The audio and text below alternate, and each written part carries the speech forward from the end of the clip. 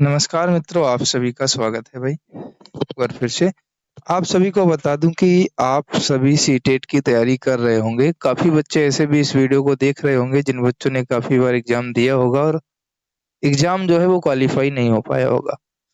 तो मैं आपको बता दूं कि मैं आपके लिए बिल्कुल फ्री क्लासेस लाया हूं। सबसे पहले तो ये बता दूं, डेली क्लास आपकी चलेंगी। इसके साथ-साथ ये भी बताऊंगा कि क्या कारण रहते हैं वो जिन वजह से आपका एग्जाम जो है क्वालीफाई नहीं हो पाता, सबसे सटीक कारण आपको बताएँगे।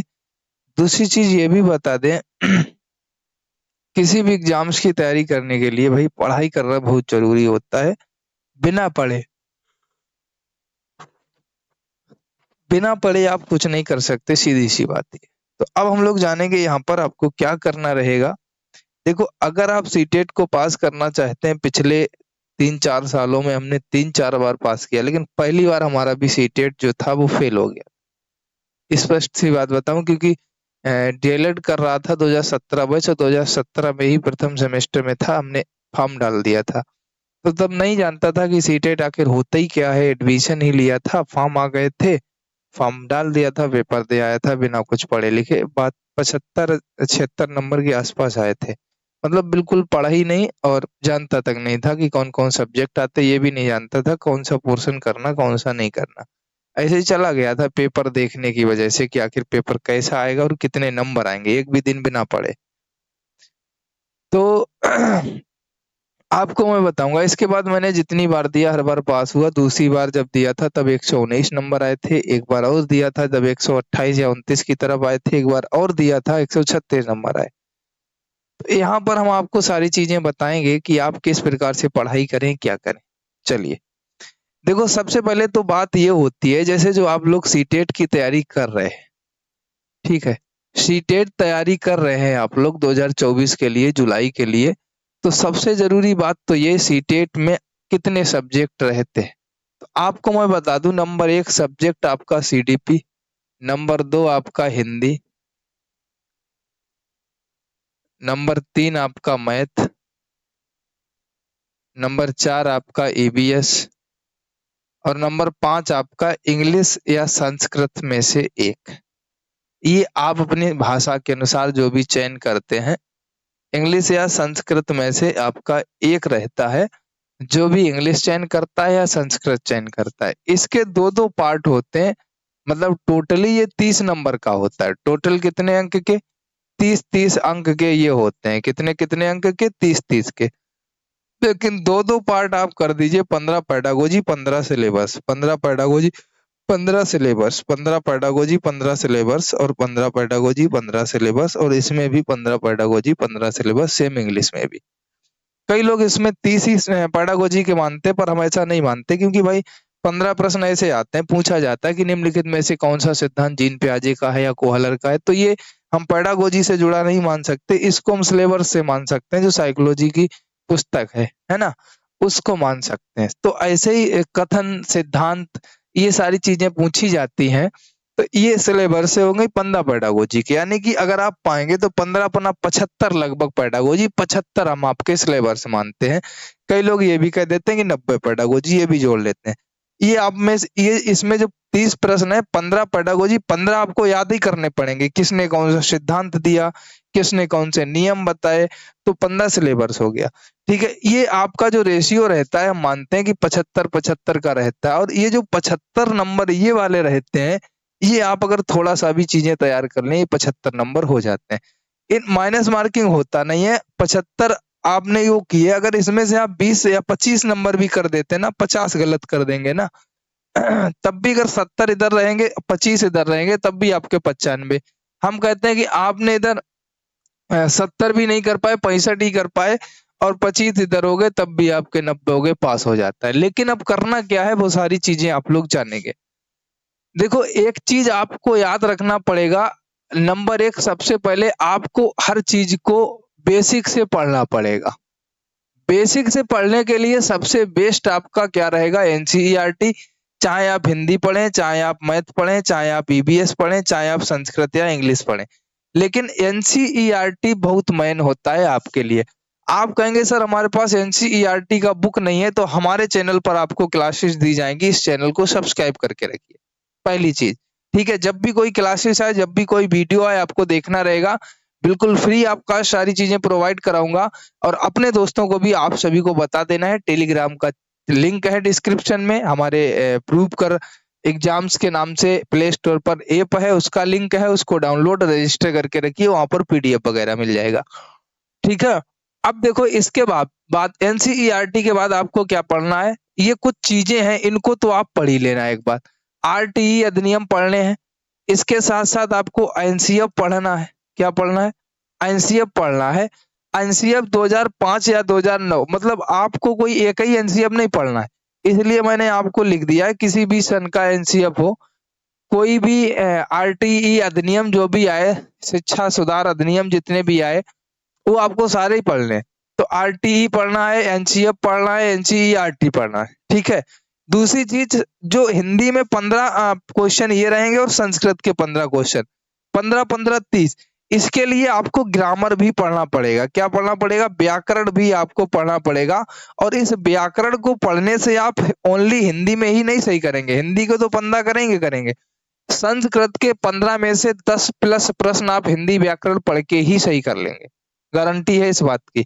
5 प्रश्न हम हटा देते हैं क्योंकि कुछ आपसे और चीजें पूछी जा सकती हैं, लेकिन लगभग 10-11 प्रश्न आप इन्हीं 15 क्वेश्चन की जब तैयारी करेंगे ना, तो आप कर जाएंगे।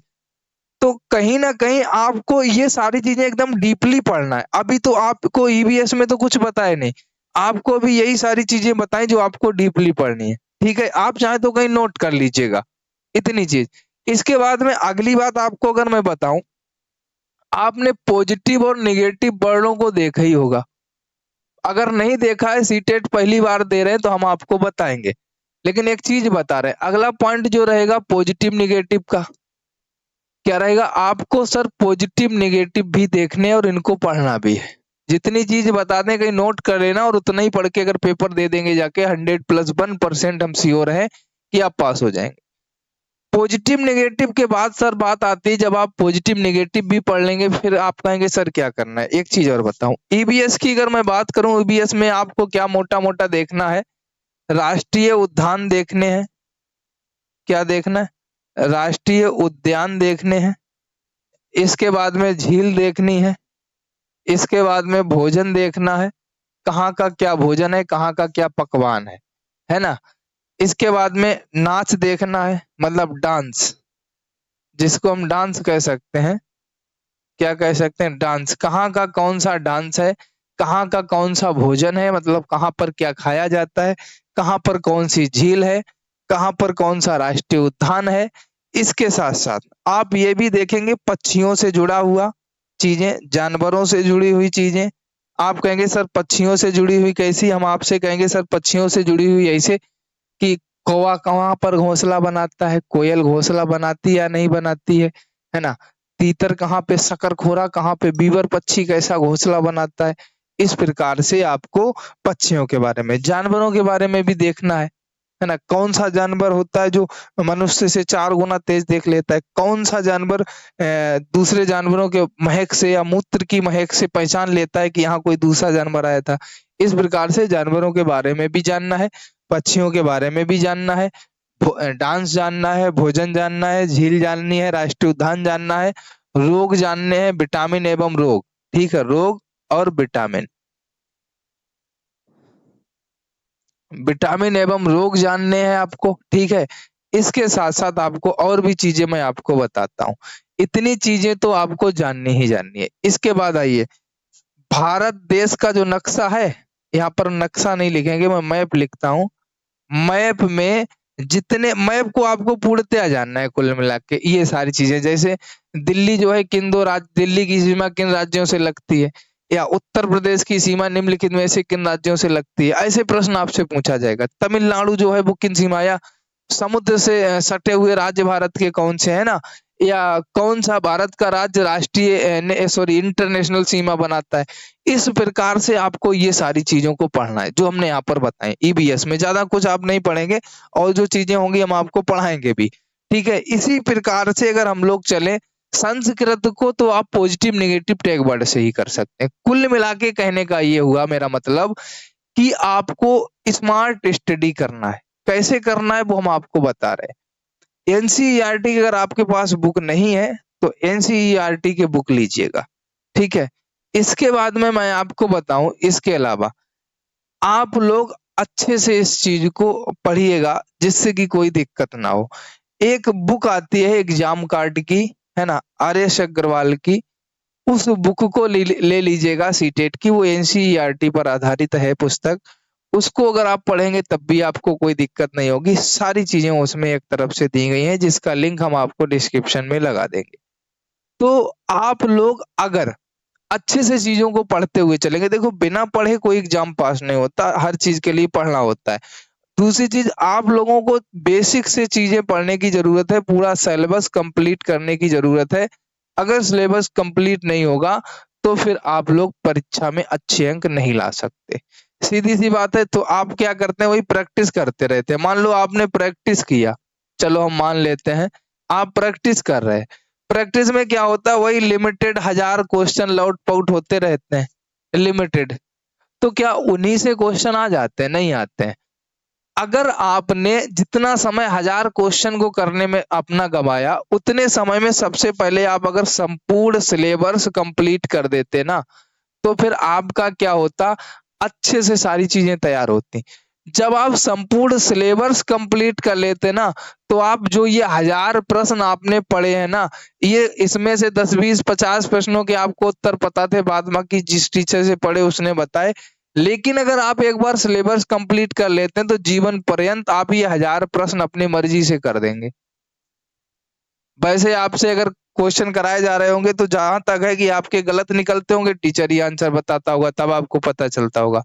अगर सिलेबस कंप्लीट है तो यही प्रश्न आप खुद से भी कर देंगे, 10 20 50 जो सही निकल रहे थे वो गलत होंगे, बाद बाकी सारे प्रश्न सही होंगे।